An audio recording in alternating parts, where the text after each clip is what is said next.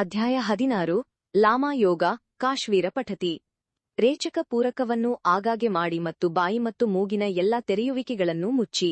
ಈ ಮುಚ್ಚುವಿಕೆಯು ಗುದದ್ವಾರ ಮತ್ತು ಗುದನಾಳದ ನಡುವೆ ಪರ್ಯಾಯವಾಗಿ ಮೂತ್ರ ವಿಸರ್ಜನೆಯನ್ನು ಸುಲಭಗೊಳಿಸುತ್ತದೆ, ಅಂದರೆ ಗುದದ್ವಾರವನ್ನು ತಿರುಗಿಸಿ ಅದನ್ನು ಸ್ಥಳದಲ್ಲಿ ಹಿಡಿದಿಟ್ಟುಕೊಳ್ಳುವ ಮೂಲಕ. ಸೂಕ್ಷ್ಮವಾದ ನಾಡಿಮಾರ್ಗವು ನಂತರ ಮೇಲಕ್ಕೆ ಬರುತ್ತದೆ. ಹಿಂದೆ ಕೆಳಗೆ ನೇತಾಡುತ್ತಿದ್ದ ನಾಡಿ ಗ್ರಂಥಿ ಫಲಕಗಳು ಉಸಿರಾಟ ನಿಲ್ಲುವುದರಿಂದ ಮೇಲಕ್ಕೆ ತಿರುಗುತ್ತವೆ. ನಂತರ ಈ ದೈವಿಕ ಸನ್ನೆಯನ್ನು ಮಾಡಿ. ನಾಲಿಗೆಯನ್ನು ಬಾಯಿಯ ಮೇಲ್ಭಾಗಕ್ಕೆ ಮೇಲಕ್ಕೆತ್ತಿ, ಆದರೆ ನಾಲಿಗೆಯಿಂದ ಪಕ್ಕದ ಹಲ್ಲುಗಳನ್ನು ಮುಟ್ಟಬೇಡಿ.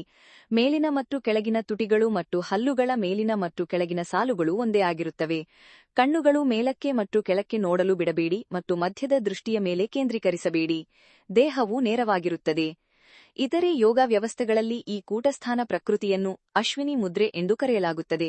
ಮೇಲಿನ 7ನೇ ಅಧ್ಯಾಯ 3ನೇ ಪ್ಯಾರಾಗ್ರಾಫ್ನಲ್ಲಿ ಉಲ್ಲೇಖಿಸಿದಂತೆ ಇದನ್ನು ಪದ್ಮಾಸನದಲ್ಲಿ ಸೂಚಿಸಲಾಗುತ್ತದೆ.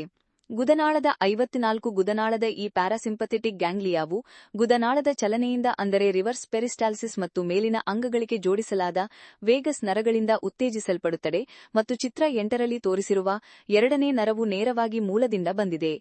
ಮೇಲ್ಮುಖವಾಗಿ ತಿರುಗಿದ ನರ, ಕ್ರಾಂತಿ ಮತ್ತು ಬೇಸುಗಳು ಹೊಟ್ಟೆ ಮತ್ತು ಎದೆಯಲ್ಲಿರುವ ನರಾಂಗಗಳಾಗಿವೆ, ಅಂದರೆ ಚಿತ್ರ 8ರಲ್ಲಿ 12ರಿಂದ 18 ನರಾಂಗಗಳು.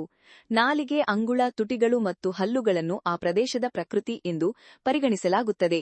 ಇದು ಮುಖ ಮತ್ತು ಗ್ಲೋಸೋಫ್ಯಾರಿಂಜಿಯಲ್ ನರಗಳ ಪ್ಯಾರಾಸಿಂಪಥೆಟಿಕ್ ಅಂಶವು ಜಾಗೃತಗೊಂಡಂತೆ ಮತ್ತು ಪ್ರಮುಖ ಶಕ್ತಿಯು ಪರಿಚಲನೆಯಾಗುತ್ತದೆ ಮತ್ತು ಶಾರ್ಟ್ ಸರ್ಕ್ಯೂಟ್ ಭೌತಿಕ ಚಕ್ರದಿಂದಾಗಿ ಸಾಯುವುದಿಲ್ಲ ಮತ್ತು ಆಕ್ಯುಲೋಮೋಟಾರ್ ನರವನ್ನು ಸಹ ದೃಷ್ಟಿಯಿಂದ ಗುಣಪಡಿಸಿದಂತೆ ದೃಷ್ಟಿ. 2. ಈ ದೈವಿಕ ಕರಣದಲ್ಲಿ ಉಸಿರಾಟವು ನಿಧಾನವಾಗಿರಬೇಕು. ಈ ನಿಧಾನಗತಿಯ ಲಯದಲ್ಲಿ ನಾಡಿಗಳು, ಗ್ರಂಥಿಗಳು ಮತ್ತು ತಾಳಗಳು ದ್ರವಗಳನ್ನು ಹೊರಹಾಕಿಸುತ್ತವೆ. ನಂತರ ಹೃದಯ ಗ್ರಂಥಿಯನ್ನು ಚುಚ್ಚಿ ಬಾಗಿಲಲ್ಲಿ ಅದಕ್ಕಾಗಿ ಕಾಯುತ್ತಿರುವಂತೆ ಒಂದು ಮಂತ್ರವನ್ನು ಮಾಡಲಾಗುತ್ತದೆ. ಅದರ ನಂತರ ಸ್ಥಾನತ್ ತುಲ್ ಥಕ್ ಥಕ್ ಅನ್ನು ಪಠಿಸಲಾಗುತ್ತದೆ. 3. ನಂತರ ನಾಲಿಗೆಯ ಮೂಲದಲ್ಲಿ ಘುಮ್ ಮತ್ತು ಹುಬ್ಬುಗಳ ನಡುವೆ ತುಮ್ ತುಮ್. ಸಂಗ್ರಹಿಸದ ತಾಜಾ ತೆಂಗಿನಕಾಯಿ ನೀರನ್ನು ಕೋತಿ ಕುಡಿಯಲು ಸಾಧ್ಯವಿಲ್ಲ.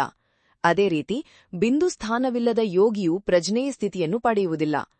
ನಂತರ ಹಣೆಯ ಮಧ್ಯದಲ್ಲಿ ಅರ್ಧಚಂದ್ರನಲ್ಲಿ ಧಿಮ್ ಧಿಮ್ ಶಬ್ದ ಕೇಳುತ್ತದೆ.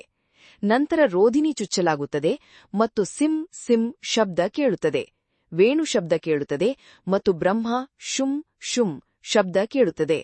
ಇರುವೆ ಹತ್ತುತ್ತಿರುವಂತೆ ಒಂದು ಭಾವನೆ ಉಂಟಾಗುತ್ತದೆ. ಇಲ್ಲಿಯವರೆಗೆ ಜೀವಿಯ ಮಿತಿ. ಮೇಲೆ ಪರಮಾತ್ಮ ಶಿವ. ಸಾವಚಂದ ತಂತ್ರ, ಶ್ರೀಕ್ಷೇಮರಾಜ ವ್ಯಾಜ್ಞನ.